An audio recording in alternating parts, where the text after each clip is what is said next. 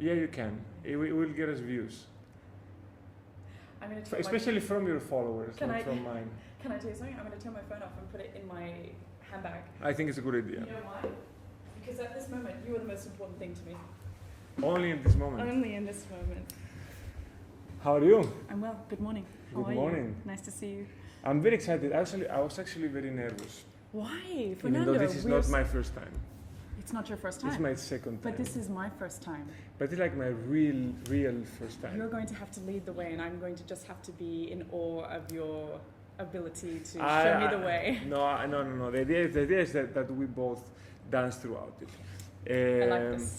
So actually, the good thing about this way of starting is that I didn't explain to you what this is all about. Or maybe I did. I was going to say, actually, Fernando, I've turned up and I know nothing what we will talk about this morning. And that makes me quite excited. That makes two of us. What a situation. Before, when you came here, we started talking about the fact that you, for the first time, you are scared of the coronavirus. I am a little bit. I am a little bit annoyed, more than scared. But I like and respect the reason why you're scared about coronavirus. It's not health related. No, do you know, it's business related. Okay. So it's not so much health, it's business related.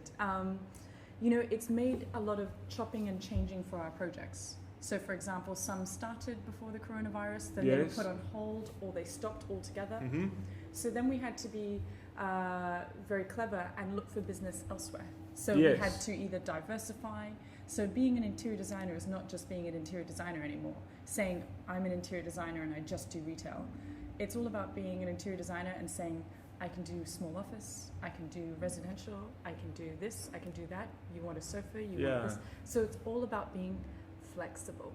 So what I am finding more than anything is people are contacting me and they're saying, right, we're going to do this project, a restaurant project, and we're going to do it because it's quiet.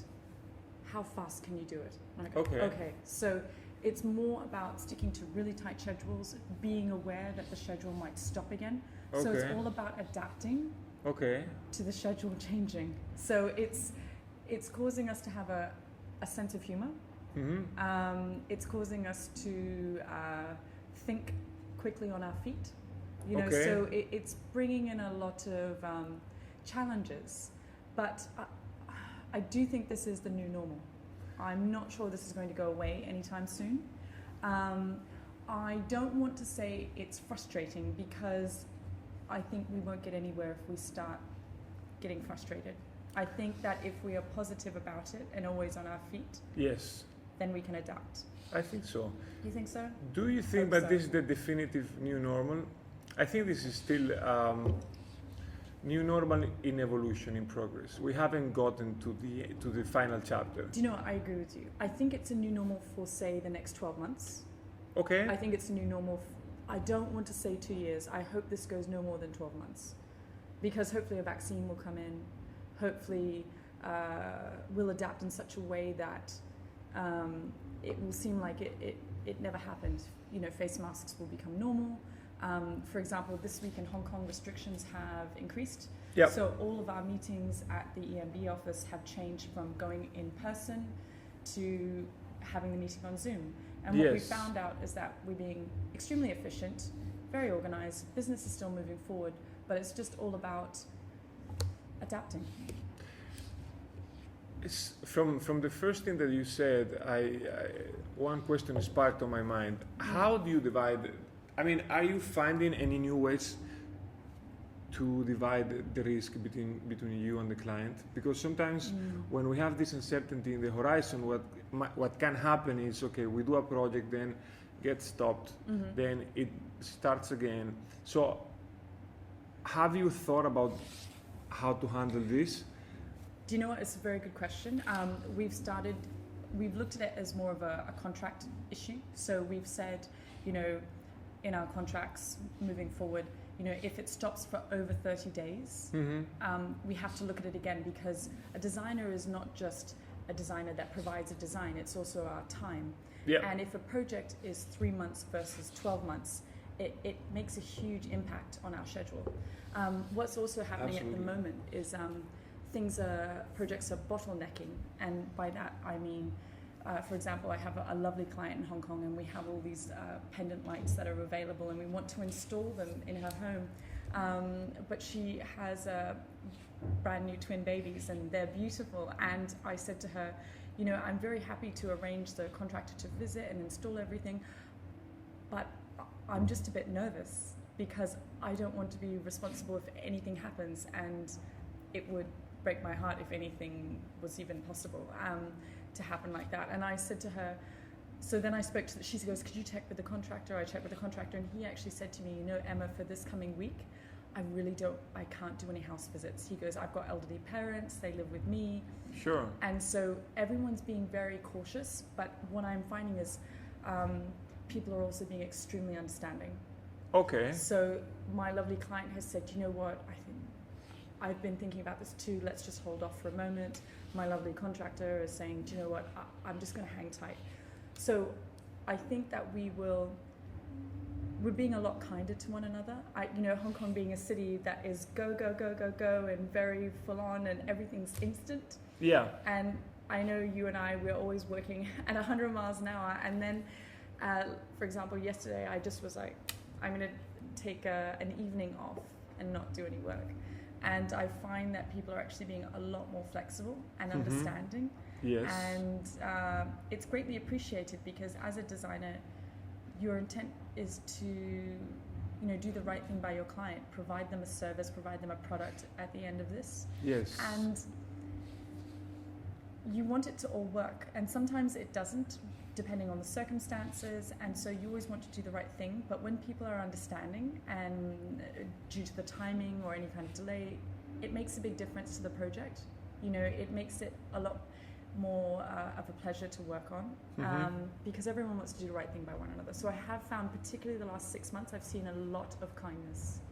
Nice. Which is really wonderful. Not to say there wasn't kindness before, but it was very instant. And what I'm finding now is people are being very flexible.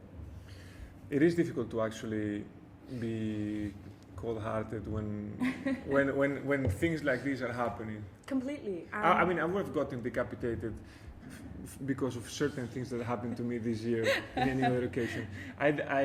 We delivered. Actually, I didn't know if we delivered yet. So I was working with a company before I stopped working with them.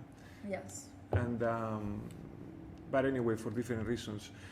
But we did specify, and we sold an amazing couch, designer couch, to the vice president or someone like that. It sounds very from sexy. Hyundai in Ooh. Seoul. Yeah. I don't know if you know how Koreans are with delays. Yes. But when they spend more than 10,000 euro for a couch and it arrives with a 4-month delay, it's actually quite serious. Yeah. And they were quite okay. Yeah. So, I think that's what we're seeing. But I'm glad to hear that, because I think and again, it's not just Hong Kong. It's not just Asia. It's the world. We are all so instant.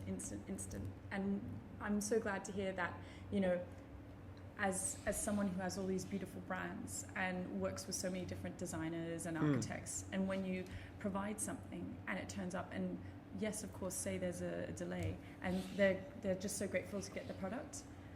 It warms my heart too, because let's say they were silent more than grateful. They were silent. I like that. Silence is good sometimes. Yeah, completely. But a respectful silence. Yeah, Yes. let's see. No, But yeah. I like that.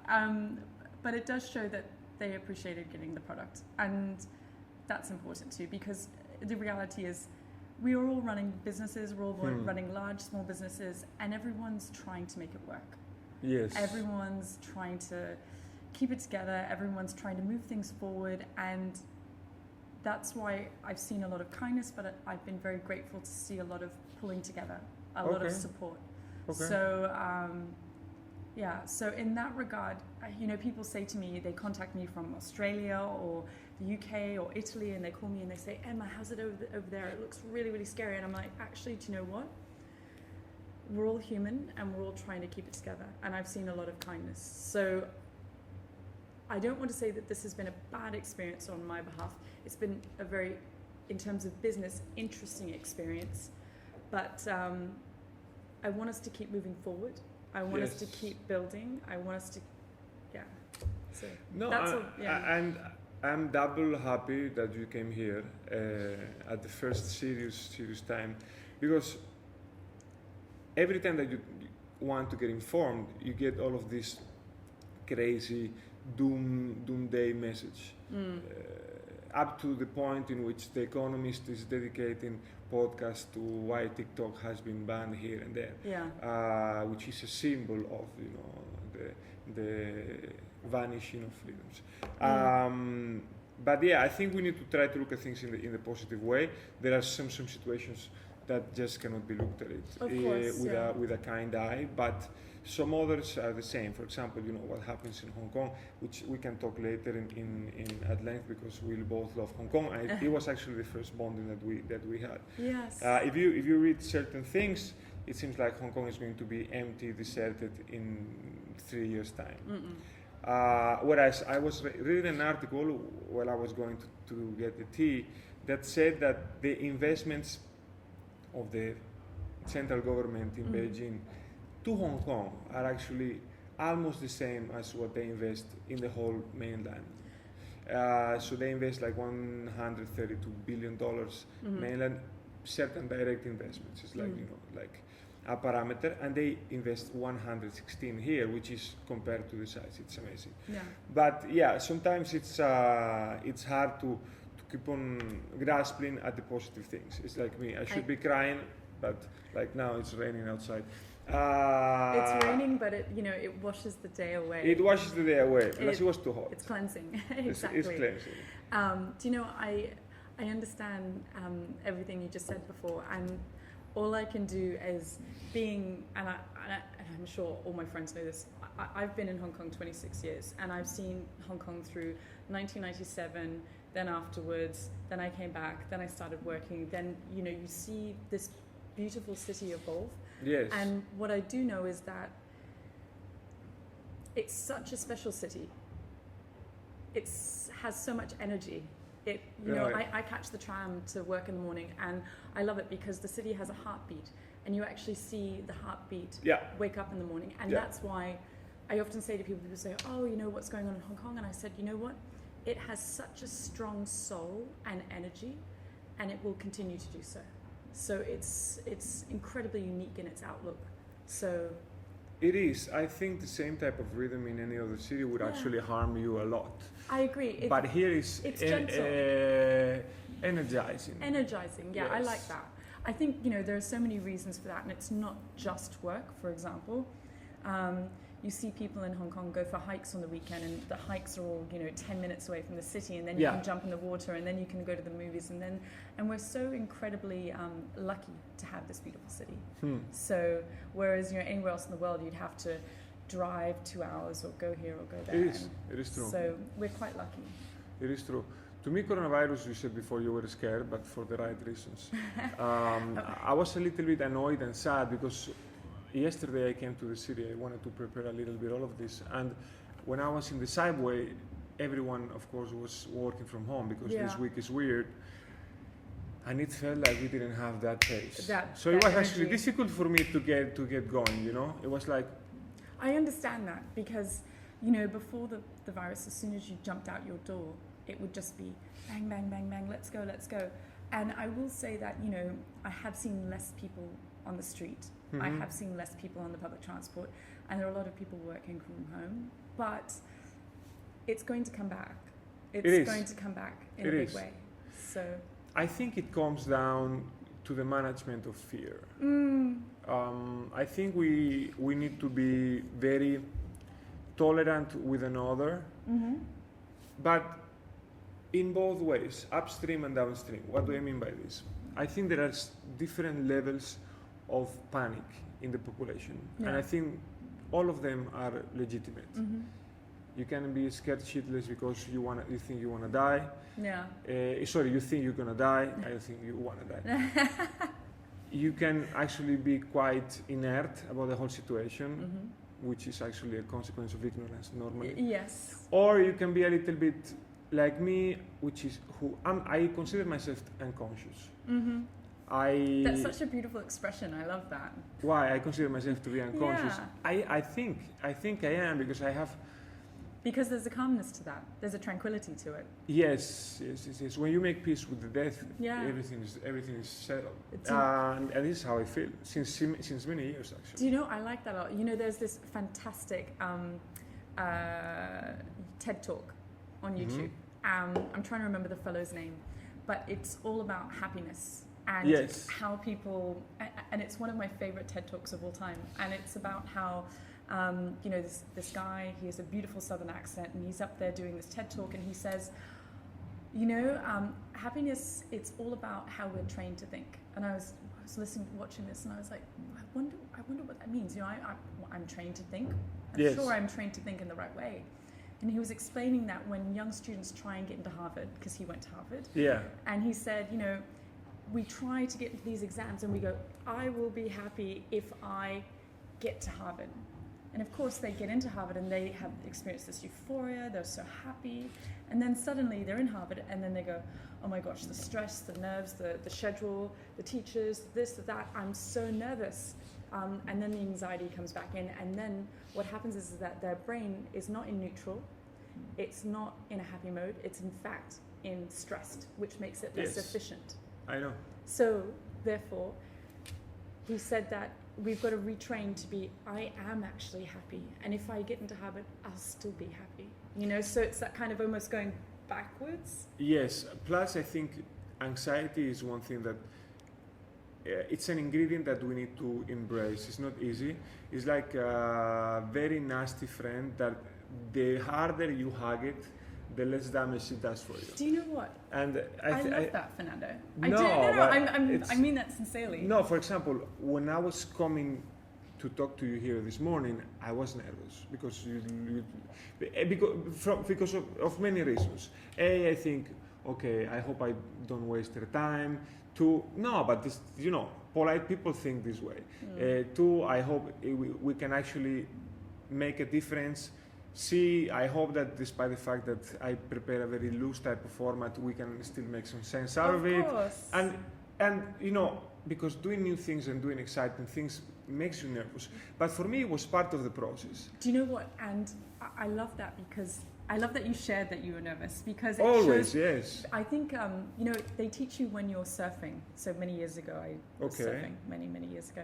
And I was always taught by this fellow that it's important to have a bit of anxiety for the surf and respect for it. Because if you don't have the anxiety and you don't have the fear and you are fearless, then you don't have respect for the wave, and that's when you get injured. So Yes. it's the same with work. I think, you know, Hong Kong is wonderful because we all try these new experiences, and though we're here and this virus is happening, Yeah. I love that we're getting together and doing something like this. I truly love it, because I think with this whole process, we can easily fall into the realm of this monotonous, you know, everyone's staying at home, Yeah.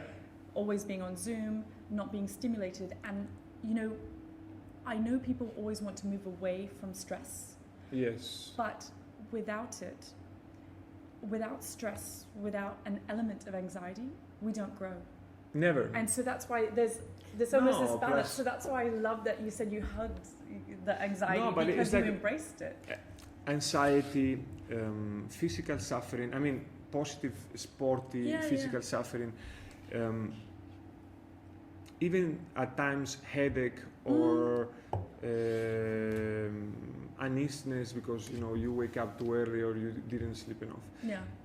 I believe that those bad emotions, when put in an overall context that normally has a good outcome, it's good. It's part of the process. It's part of the movie. It's like essential. if you have like a suspense movie or a thriller, sorry, and you don't have the intense part that actually makes you want to cover your eyes. But that's part of the movie. You take it out. It's not worth watching it. You know, it's the extremely old-fashioned and very simple saying, you have to have the good with the bad. You have to have Yes. the balance. And without, you know, it's funny because we're now at an age where we're running companies very well, mind you. I'm limping a company more than yeah. running, but we're running companies and we're adults and, you know, we're doing all this wonderful stuff and being very innovative and you know, making our dreams come true with running companies. And, and we now have staff.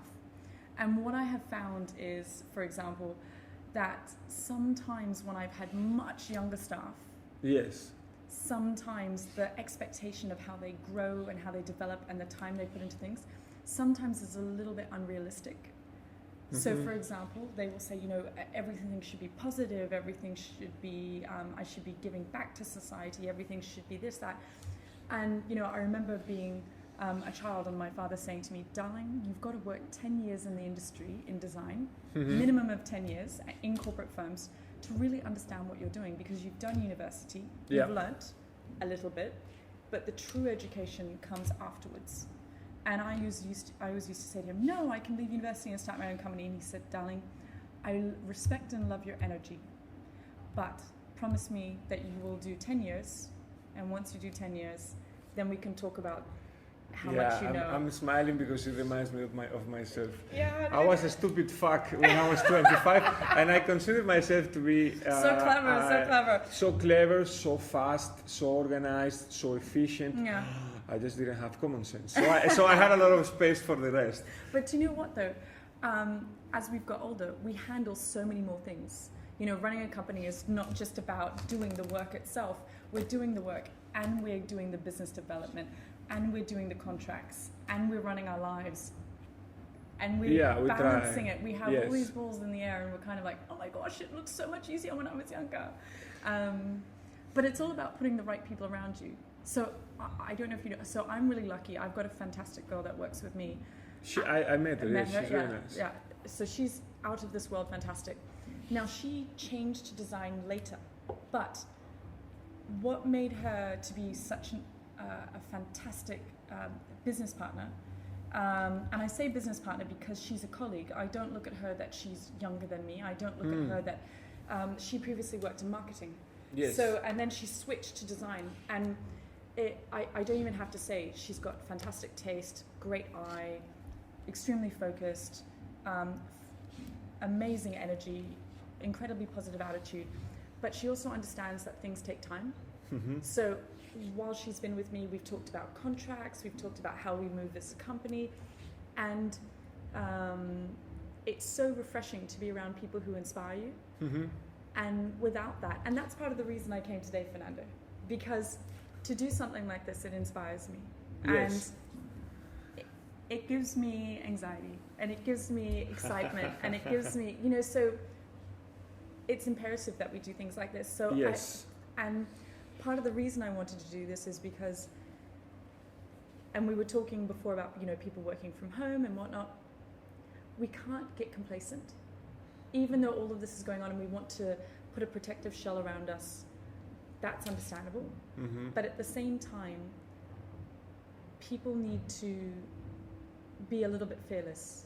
And I don't mean go out there without a mask and be all brazen. I mean do things they haven't done before.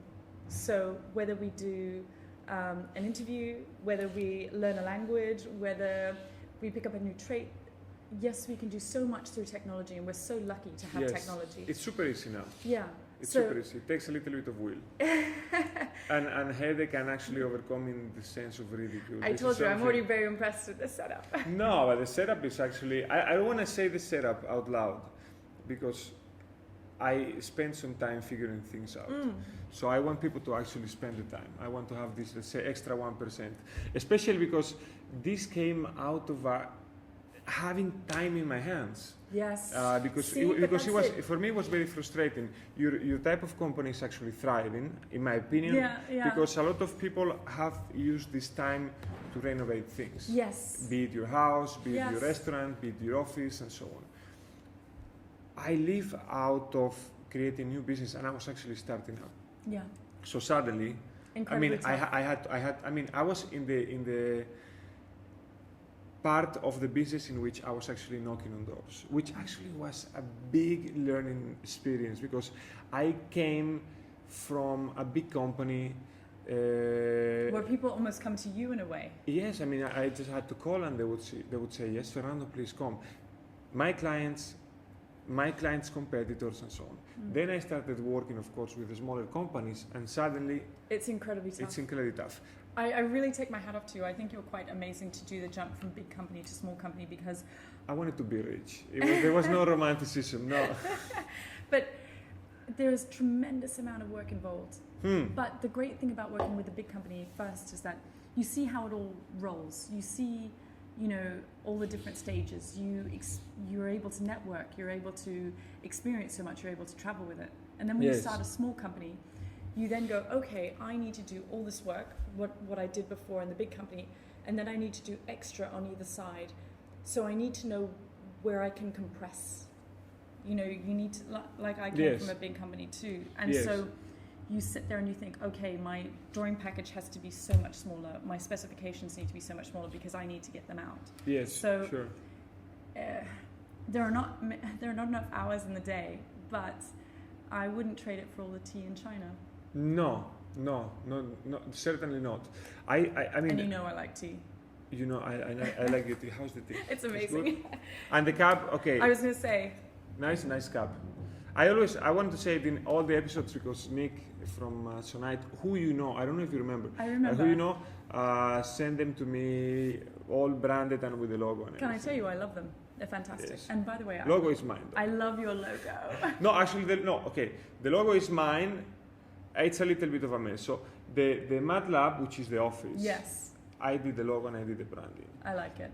This branding was done by my friend Nasir Gonzalez, who you also know, and because he was also in Malaysia. The bald guy, the Spanish bald guy. Yeah, he was the one that helped me with the branding of the agency. I have to tell you, I love it. He's very good. It's punchy. He's very good. Well, he's very good. He's living in Bangkok now. I would love for him to actually come back to Hong Kong, but I don't think he will. I think he's very happy in Bangkok. I think I'm starting to in view to guess that in the horizon you will be coming back because coming back to where? To do a second interview. For sure. I think we can do as many interviews as you like. I think we should do something like a regular thing. Oh, I like this. Like a catch up. You can interview me with many times. Do you know what? Maybe I should bring a friend. You can actually refer as many friends as you like, and because I'm saying this because my goal was to do between 45 and 60 minutes. We are at like 25. And we haven't even started touching anything that I wrote, which is amazing. So I like because everything that we don't touch, we'll do next time. Okay. But I really, this is fantastic. But I really do want to show you some things. Okay. I'm perfect. I'm perfect. Okay, because then it allows me to explain to people and to you why I'm doing this. Because actually, the good thing about Emma is that she's so kind that she came here without me even having to explain what my intention was about. But I trust you. Thank you very much. And I adore you. So. Thank you very much. The feeling is mutual. No, so the idea of the videos, you know that when COVID started, then the juice of my life dried up, which was visiting people. Yeah, me too. Which was visiting people and meeting people. For me, it comes quite natural, quite easy. I just say hello. I consider myself a corporate diplomat. I just like to say hello to people.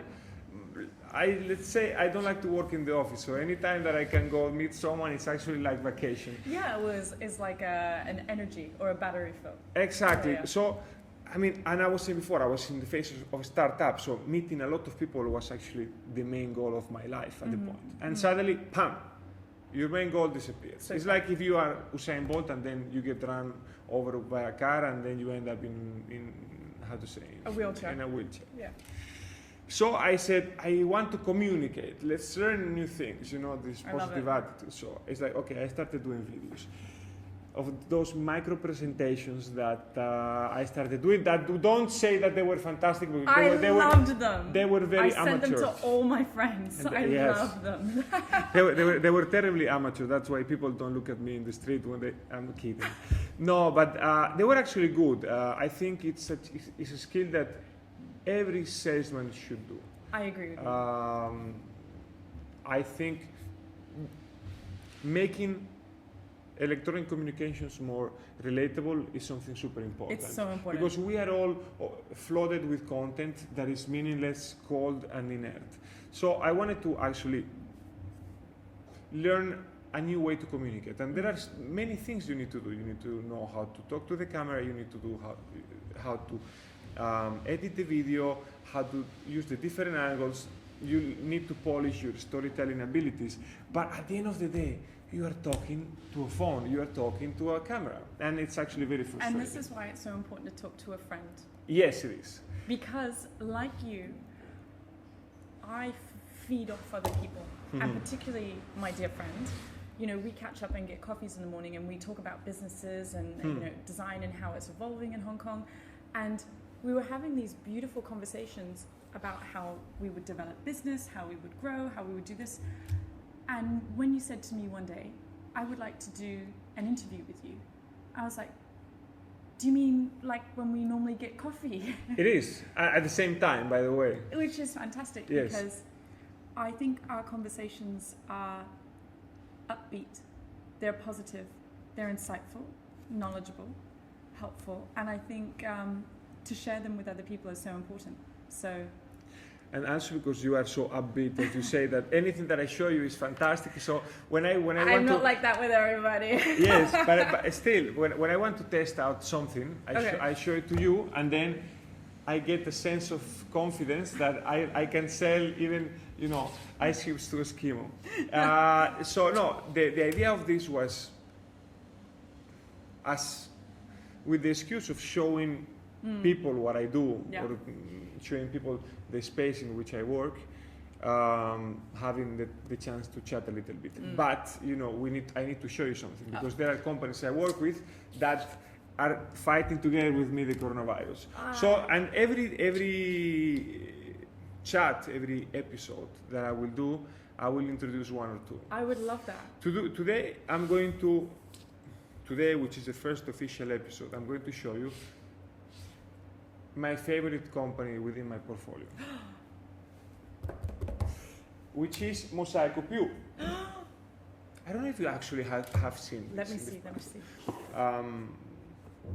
I was on the phone the other day with Stefano Nencioni, who is the sales director, and I felt very bad because I love this product.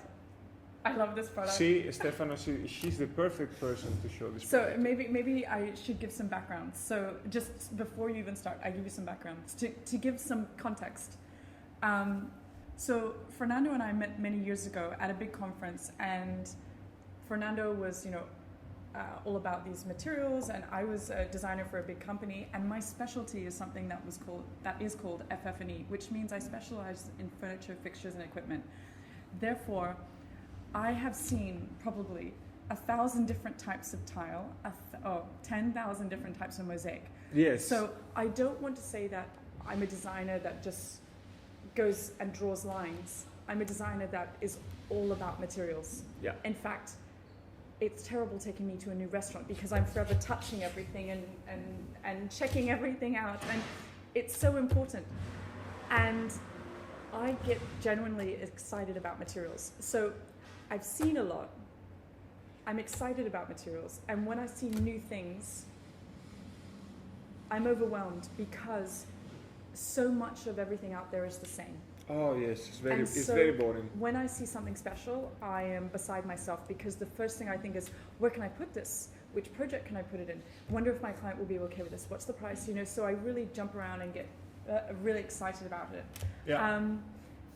So I can assure you, when I see new materials, I, you know, burst out with questions and curiosity. And so when I see this box already, the questions that you ask me, please, they have not been agreed to, but try to imagine the ones I know how to answer. Okay. Not the ones that I don't know. I'll do my best. No, I'm kidding. Yeah. Please, you were saying about the box. So just as a start point, you know, sometimes I teach at a design school, and I always explain to my students that presentation is the most important thing when you start a presentation.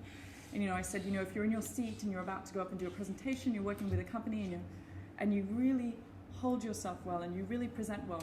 It's the same when you meet a product or a brand for the first time, and you see this box, and you see the branding, and you see how it's put together, and already I get a sense of a very clean, a very sophisticated design, and I'm already drawn in. So Stefano, you're doing a good job.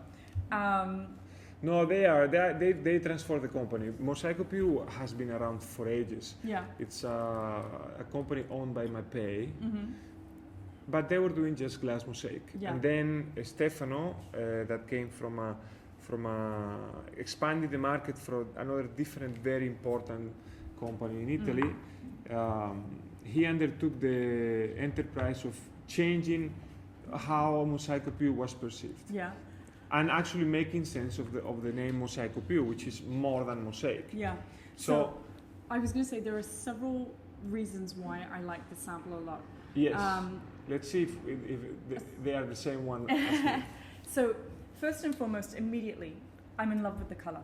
Yes. It's muted, and for me, muted means it's more flexible. You know, if you get mosaics and they're in a bright pink or a bright red, yes, they can be perfect for some projects, but it's more likely less. Whereas if it's more muted, particularly say, for example, the blue is out of this world. I have a soft spot for blue. Also, the white and the green are subtle but so sophisticated. So already the palette, it can be used in so many different locations, whether it be a kitchen splashback, whether it be a bathroom, whether it's actually an entrance area, and you can actually make it out of this. The other element which I adore, apart from the color, is the edges. They're not sharp. No, they're not. And they're very soft. Very often, you know, mosaics, you receive them on the board and you run your hand along them and they're really sharp. And so even when the grout goes in, they're still sharp. So when you run your hand across them, you're like, okay, it's just a standard mosaic. I mean, it would defeat the purpose of this mosaic, especially because one of the things that, in my opinion, one of the dimensions that to me is also exciting is the material itself, the float glass. Oh my gosh, I love this element. I love it. So the if color is actually on the yeah. bottom. And what makes it so beautiful, it's almost like it's color-backed glass, Yes. in the sense that the color's at the bottom and then the glass is on top, which gives this floating-like effect. So it almost has this ethereal air to it, which Yes, in is fact, just stunning. in fact, the name of the collection is Mist. No, I think meant that to be. while you were talking, something came to my mind. Forgive me, I get excited about materials. I think there is a relationship between color and sustainability, and this is not so that much far-fetched. Sustainability is about doing things that don't pollute or doing things that they don't overuse the resources in the planet. But and the main way, the most important way to do that is to make things that are long-lasting. I agree. When you use super shiny, bright fluor colors, the lifespan is very little. It's very short. It's very short. It's funny, you know, being a designer, you want to come up with new and beautiful schemes, but in all honesty, when I work with my clients, I very often, you could say that I'm a terrible businesswoman, because I will say to them, they'll say, oh, I love this bright purple wall and I love this, and I go, it's awesome that you like it, but color can also be very jarring. So, you know, if you like bright reds and you want to paint the wall bright red, that's totally cool, but have you thought instead of painting the wall a softer tone of red, and if you want more punchy elements of these hot, warm, passionate colors, with the furniture. You can do it in the furniture and the cushions, and they're elements that can be replaced. You know, you can always sell the cushions to someone else, pass them down to someone else.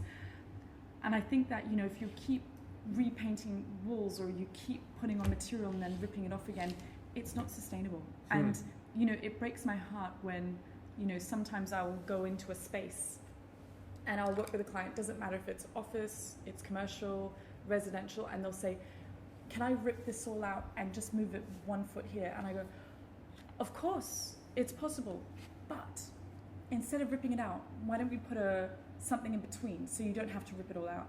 Because the ripping out, yes, it's expensive, and yes, it might be able to fit in the budget, but what about putting less in our landfill? So I'm always very conscious that if it's not broke, don't fix it. Mind you, if my client really wants to move it, of course, but I always like to be very transparent and provide an option. Yes. And that's why something like this is beautiful, because the colors are very sophisticated. The actual feeling from it, I don't see this being as trend. I don't see this, though it's very elegant and very beautiful, I don't see it being uncool in 10 years' time. No, I think it has been very well studied. The guy Kensaku Shiro, who works also with Bicarbe, it's another brand that I will talk about later if we have some time, if not on the second chapter, it's fine. I think he studied the details very well. The fact that there is one width of grouting in one direction, another one which is almost triple in the perpendicular direction, that creates a sense of flow that changes completely the overall experience. And it's all about perception, because the eye picks up these things without us even knowing. When it's something that is actually very straight, very geometrical, very perfect, it's very subject to mistakes because the eye spots them. It picks them, yeah. This is more natural. Do you know, I have to tell you, I love that you brought up that point about these little elements here. The one that is 3 spaces long, the one that is 2 spaces long. Along with the color being so sophisticated, the design is very sophisticated. It's super subtle, but so elegant. So that's why, in all honesty, these are my favorite mosaic tiles. No, this is fantastic. And I cannot wait to use them. Just hang tight. I'll have a project. She has the exclusivity for the first project, but then the rest of the projects, please, if you are Emma's friend and you are jealous because she got her hands into this before you, I'm all about poly love, so I will give samples to everyone. Perfect. But yeah, I adore these. So they are one of my favorite. You know, it's funny, I always say to people, you know, sometimes either the color is beautiful or the form is beautiful. And with this, you have both. You have the color is beautiful and the form is beautiful. Yes, and the when that material happens, is new. it's just out of this world. So it's amazing. Thank you very much. So now I think Mosaic you are going to fire me. No. Because you are a much better salesman and presenter than I am. No. But sourcing the best is actually a responsibility of good managers. Can I tell you, Fernando, without you, I would never know about these tiles. So for the record, because of you, I know about these. Very good, very good. Salesman. I was going to ask you, now which projects are you doing? So are you doing residential, or are people actually renovating their homes, or what are you doing? It's a very good question. So I have a commercial project, which is like I adore these. I have a few projects. I have a commercial project, so like a private lounge in Central, which I'm working on, which is quite a big development with a Hong Kong developer. Okay. So, you know, it has like a bar area, there's a restaurant area, and a private lounge. That's more in terms of the scope, furniture, fixtures, and equipment. Then I also have a restaurant project, a big restaurant project in Macau. Okay. Then I have 2 residential projects. Fantastic clients, really love working on them. And I also have 2 office projects. So I'm quite lucky because my scope of work in terms of my focus is varied. And I do believe that's what's allowed me to be so lucky. I've known a few different design firms in Hong Kong. They've just been purely focused on retail. And so the coronavirus hit them quite hard. Yes. And so they went from having 10, 12 projects to suddenly having 1 or 2. And I think this is why being a designer moving forward in this day and age, you really have to diversify. And if I can... Please go ahead, there is more. I think that's why it's so important. So for example, so I can talk about my experience as being a young designer. When I left university, so to give you some background, you love a bit of background, don't you? I love. Yes, I know, but people don't know. I think people need to know you a little bit more. Okay. I had a whole biography section. Mi spiace. But early life is always the best. Oh, early life is always the best. Or second early. Okay. Second early. So I come from a family of designers. So my father was a very well-known interior designer. My twin sister, also a very good interior designer. And I grew up in Hong Kong with my father working on private clubs. So he did things like Hong Kong Football Club, Hearts of the Jockey Club. And so he for many years, he worked for Hong Kong Hilton as the in-house interior design director. And so I always grew up around design, interior design. My father was more of a planner, my sister more of a planner / project manager, and me more focusing on the furniture, interior designer elements. So it's always been in my blood. And when I went into university, I said, Dad, what do I study? And he said, well, do interior architecture so you get a very well-rounded degree. And I said, okay, so I did that. And then when I came to Hong Kong, or back to Hong Kong, I was looking for work. And what I found was I could get a job in working for a design firm which specialized in hospitality. Okay.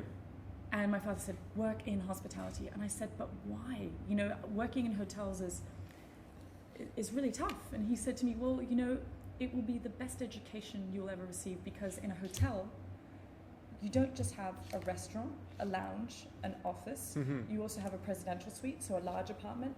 You have the guest rooms, smaller apartments. He goes, if you can design a hotel, Emma, you can design anything. So he said to me, it's so important during those formative years, those 10 years, you are like a sponge and you learn everything you can. And I've been incredibly lucky to work with some really impressive designers, like, for example, Steve Leung. For many years I worked at HBA with Matthew Louis, who I adore. I adore Steve and I adore Matthew. And I was very lucky also to have my first job with Bob and Oscar at Bilky Linus Design. So my background is very strong in hospitality. And I believe once you have that experience, you become quite well-rounded as a designer. And you can be very adaptable. And I think this day and age, what I've noticed is, I have a few friends that work in retail or just office, and whenever you have to do something else, so for example, adapt from retail to office or office to residential, I find that people are very stuck in their way. And I often remind them that, if you're doing a luxury lounge in Central, you need some layering, you need trimming, metal trims, you need some reflection, you need things to be more plush, you need to have more resilient fabrics because the rub rate will be higher. Whereas if you do a residential project, you can have something that's a bit more subtle, so it hugely depends on the project, hugely depends on the client. So you need to be adaptable. And that came, of course, your dad gave you invaluable a lot of advice, yeah. But then were you able to gather the experience by chance because you ended up in HBA, or you were looking for it? Do you know what? It's a bit of it's a good question actually. I want to say that I trusted my dad's advice, and I went to HBA because I remember being at university and seeing the logo and saying to my sister, what's HBA? And she said to me, it's Hirsch, Bedner and Associates, and it's the #1 interior design firm out there for hospitality design. And I sat there and I thought, I want to work for them. Okay. So it was a little bit like a dream come true working at HBA. And also working with Steve. So, and of course Matthew. So I love to be around people who are better than me in their job. And what I found was, I remember my very first day at HBA, we were all sitting around a table, and everyone was like the kid at university that only got high distinctions. I remembered being so impressed. And I said, do you know what? I'm going to get this good too. So, yeah, that's what I ran after. But then at the same time, I mean, the dream has a price. I guess that, being able to, I mean, not being able, being expected to shine so bright comes with the long tough. Hours. It's tough, with the sacrifice and dedication. Yes. So the question is, because I'm thinking, how can we make this conversation useful for young designers? It's actually, is it really worth it? I mean, I have an answer, but I want you to tell me. It's a really good question, and it's a tough question because I'm not sure if I told you, I sometimes lecture at the Insight School of Design in Taiwan, and I teach people that are either changing their profession into interior design, or they are going into interior design for the first time. And they always ask me, they say to me, Emma, should I apply for an internship at HBA? Should I go for a smaller company? And I give them the answer, what do you want to do? And they all look at me and they say, I don't know. And I say, well, it hugely depends on how you feel and what you want from life. Because interior design, you will never be the wealthiest person in the world. It's not like working in finance. However, I do wake up every day and I enjoy my job. And I adore everyone from the suppliers I work with, to the reps I work with, to the contractors, to my clients. And for me, it's very important to work and surround yourself with people that have goodwill, that will lift you, and we all live together and we all work hard. So I say to them, you know, if you want something that is more flexible, maybe you need to work in a smaller company that has more flexible hours. If you want to jump in the deep end and actually learn everything there is about hotels, go to HBA, go to the big companies, but just be aware that there's a certain requirement in terms of hours and application, you know, so they are both great things to learn at big companies. There are fantastic things to learn at big companies and small companies, but it just depends on if you want to jump in the deep end or if you want to stand back a little bit further and enter into the profession a little bit more gently. It's not a very good answer. No, it is a fantastic answer. I wished someone had spoken to me in this sense, in this way, when I was 22, 23. I had to figure things out. And I worked in corporate for many years. I had to put it was very tough, no? I had to put in a lot of hours, a lot of sacrifice. But now that I went on my own, I would do it all over again. Yeah, I agree. And if I eventually have to go back to a company, like, the only thing I want to do is kick ass. Yeah.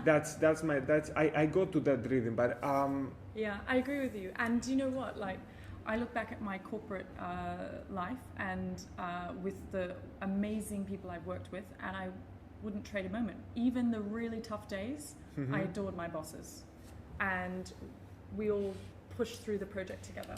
You know, so even when it's really funny, even when I see my ex-bosses on the street, you know, I'd be walking along the street and I see them, I go up to them and give them a hug, just because we went through so much together. We worked on some amazing projects, and I do believe, you know, with all this kindness going on, which is all quite overwhelming, it's wonderful to see people that you've worked with and that have inspired you. Even if they push you to the point of going, oh, what am I doing with myself? That's all part of it. I think if someone expects to do any kind of work and not be either overwhelmed or feel that it's getting on top of you or feel inspired, you know, you're meant to feel all these feelings. I think it's something amazing. Yeah. Even it happens to me. Even with people that I fought with. Yeah. I fought with many people, because, you know, I was like, I thought that in the day of the final judgment, in the apocalypse, you know, you know, I don't know what's the name in English. I know Bible and religion only in Spanish. Yeah, thank you, apocalypse. Thank you very much. It's enough. No, but when it comes the last day, I thought, okay, people are going to forgive me because I did it because I wanted to have good results. But I was a little bit of an asshole. But even with those people, even with the people that I fought with, I was difficult because I was trying to be pushy and get my way. I miss them. And I have a good relationship with them now. Do you know what? I completely agree with you. There are several people that I worked with in my previous company, and there was a brilliant Japanese fellow, a fantastic Italian fellow, and of course the gentleman who ran the company, Matthew, and all of them I adore. But we would all push each other's buttons. But I can safely say that with all three of these personalities, just because they were all three that I worked with, yes, we pushed each other's buttons, but I have so much respect for all of them, and I produce my best design with them. Exactly. And still to this day, we catch up. So I will say, to my Japanese colleague, do you want to catch up and have lunch? And then my Italian colleague, do you want to go and have a drink? And we reminisce about the times where we used to bump heads. But, you know, Fernando, we work in a creative field. We're meant to bump heads. If there's not any struggle or frustration or anything like that, we don't evolve. It's so important to have all those feelings. And I know sometimes when you look at younger designers, you can see they're going through all this turmoil of freaking out and going, this should be this and that. I'm like, let it go. It's okay. Don't stress about it. And, you know, that's older Emma looking at younger Emma saying, don't stress about it. It's okay. So now I am much more placid. So when things go up, down, here, there, and I'm like, okay, I'll fix that. It's okay. So I think this is a fantastic message that we just need to replicate on the next episode. I need to just wrap up a little bit. Tell me. Okay, wrap up. Did it feel so long? No, not at all. Yes. How long have we been talking for? Yeah, more than 50 minutes. No. Yes, and I need to cut it short. I'm so sorry. But good things. No, it's amazing. Okay, it's amazing. You'll come back. Okay. When I come back from Spain and Italy, which is today's news, I'm going to Spain and Italy. For how long? A couple of weeks. Okay.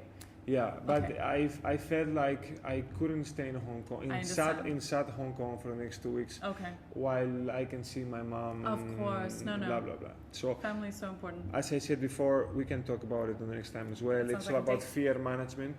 I belong to the unconscious kind, and I really, if I get the virus and it's my day, it's my day. I lived full throttle until now, Fernando, so I'm super happy. But I hope I come back, at least because we'll have the chance to continue.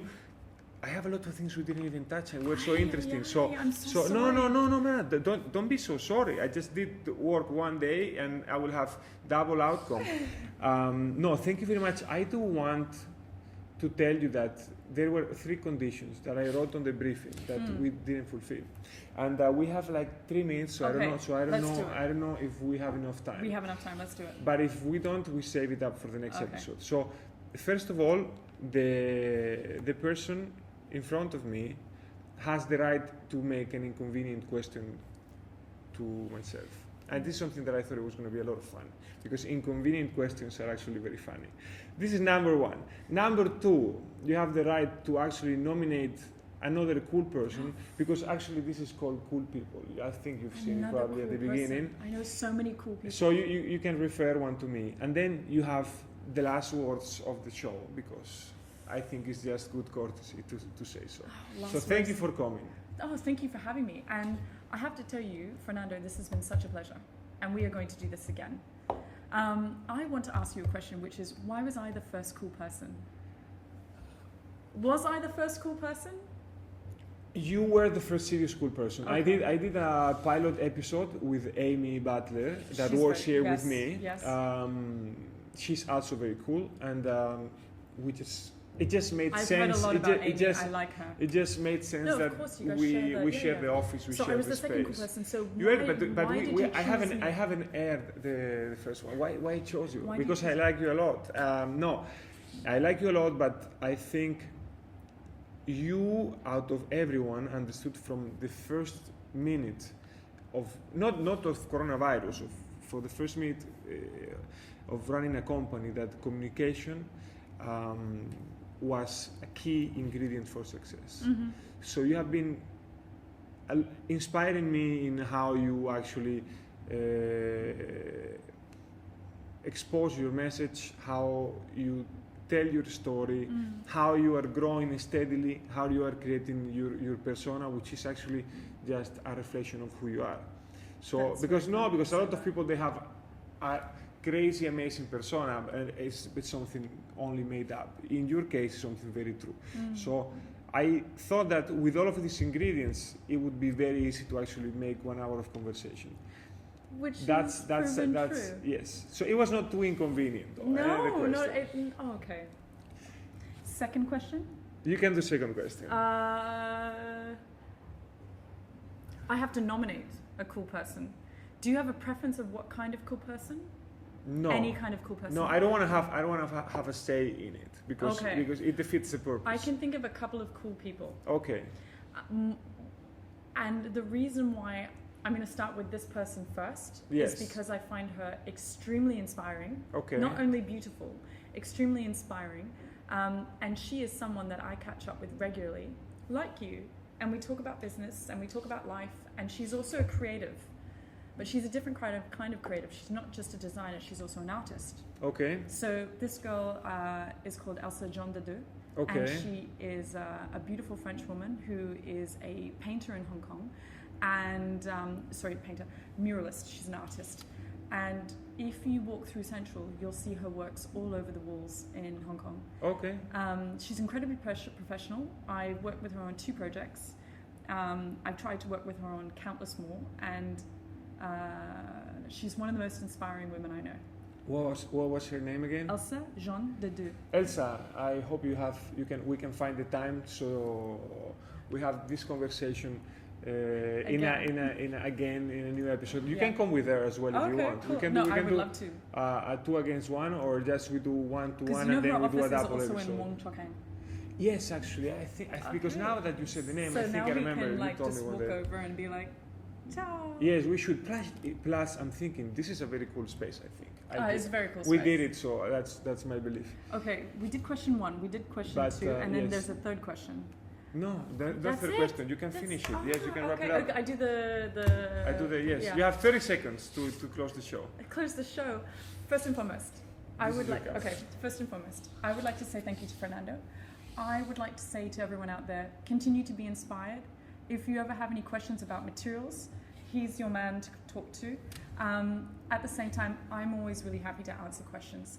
But just as a designer, to young designers, senior designers and even associates, if you haven't done something today to inspire someone, please do, because we all need a little bit of inspiring during this time, and be kind to everyone. Okay, ciao ciao. Wow, that's going to be very difficult to top up. Thank you very much.